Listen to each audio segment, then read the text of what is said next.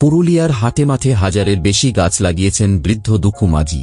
সন্তান এবং স্ত্রী নিয়ে অভাবের সংসারে নুন আনতে পান্তা ফুরোনো অবস্থা।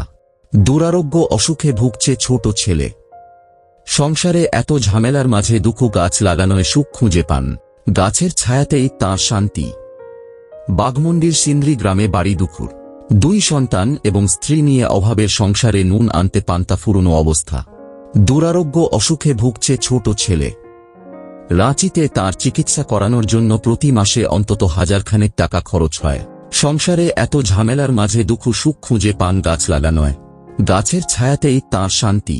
স্কুলের গণ্ডি পার করেননি দুঃখু, তবে মানব জীবনে গাছের গুরুত্ব কতখানি সেজন্য কেতাবি জ্ঞান প্রয়োজন হয়নি তাঁর।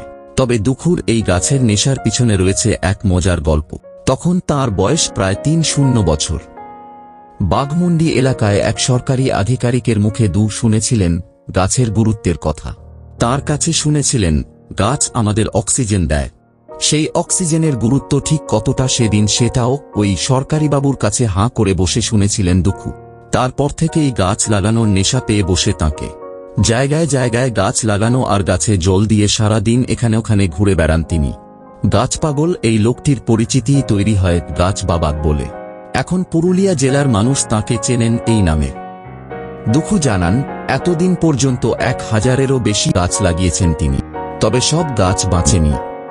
দুঃখুর কথায় গাছ লাগানোর পর বেড়া দেওয়া হলে অনেকে জ্বালানির জন্য ওই বেড়ার শুকনো ডালপালা বাড়ি নিয়ে চলে যেতেন, ফলে গাছ খেয়ে যেত গরু ছাগলে। তখন শ্মশানের কাঠ নিয়ে এসে বেড়া দিতে শুরু করি। দুঃখুর কাছে গাছ নিজের সন্তানের মতো।